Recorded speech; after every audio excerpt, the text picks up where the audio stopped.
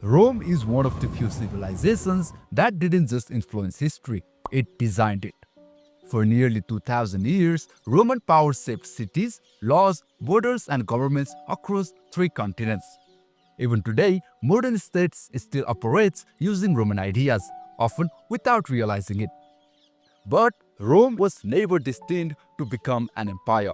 It began as a fragile settlement surrounded by enemies, built in dangerous landscape where survival required constant violence and strict discipline. Rome didn't rise because it was kinder or smarter than others. It rose because it learned how to endure longer than anyone else.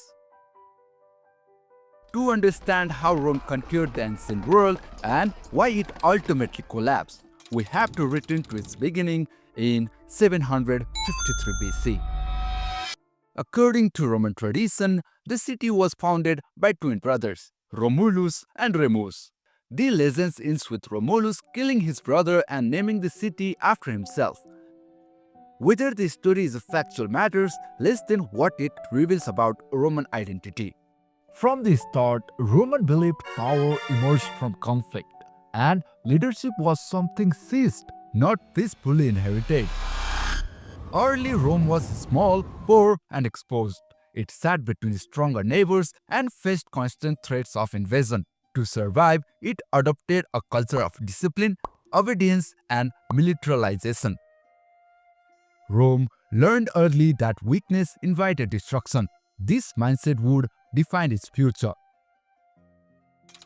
By 509 BC, Rome overthrew its king and established the Roman Republic.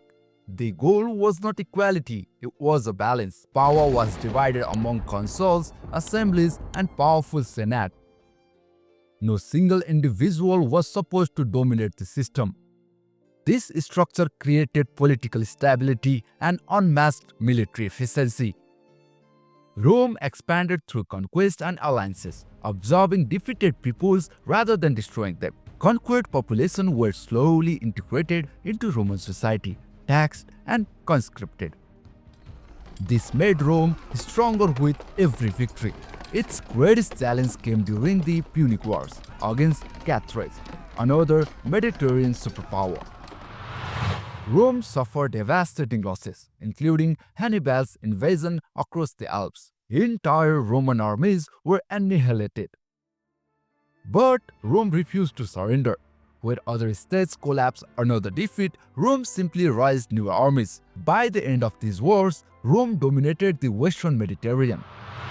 Victory brought wealth, wealth brought inequality.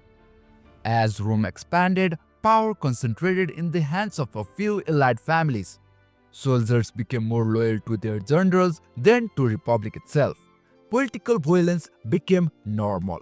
Reformers were assassinated. Rival factions fought openly in the street of Rome. The republic still existed in the name, but its institutions were being hollowed out.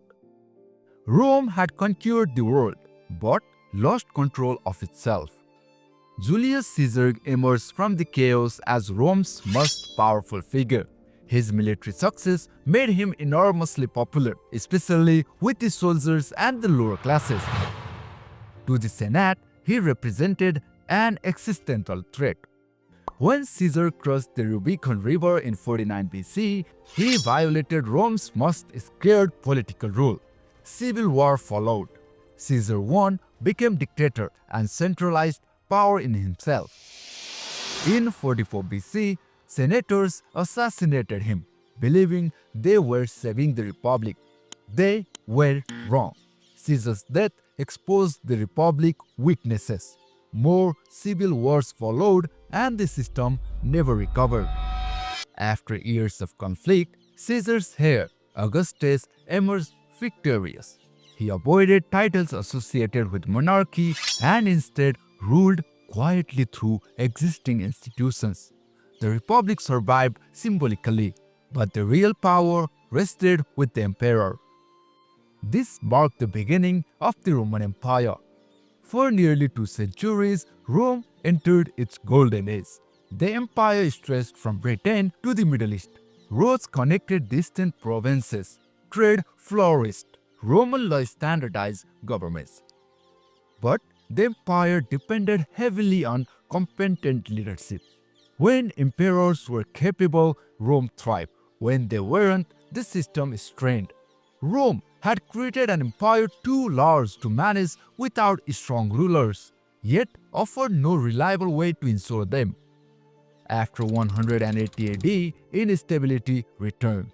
Emperors rose and fell rapidly. Civil wars became frequent. The economy weakened under heavy taxation and inflation. External pressure increased as rival powers tested Rome borders. The empire survived by adapting, splitting administrative regions, reforming the army, and granting power to regional rulers. None addresses the empire's core problem: overextension. Emperor Constantine legalized Christianity and moved the capital east to Constantinople. This decision reshaped Roman identity and strengthened the Eastern Empire economically and militarily. The Western Empire, poorer and more exposed, struggled to defend itself. In 476 AD, the last Western Roman emperor was removed from power. There was no single dramatic fall, only institutions that stopped functioning. The Eastern Roman Empire continued for nearly 1,000 more years. Roman law, bureaucracy, and identity survived, evolving into what historians later called the Byzantine Empire. Rome finally fell in 1453 when Constantinople was captured by Ottomans. But by then, Rome had already reshaped the world. Modern governments, legal system, and cities still carry Roman DNA. Ideas of citizenship, law, infrastructure, and state power all trace back to Rome. The empire collapsed. Its influence did not. Rome didn't just rule the ancient world. It built the foundations of the modern one. And this is just the beginning. This was our very first video on this channel. There are many more stories, deeper mysteries, and untold histories coming. If you enjoyed this journey, like the video. It really helps the channel grow. Share it with someone who loves history as much as you do. And don't forget to subscribe because the next story is already on the way. Thank you for watching. See you in the next chapter.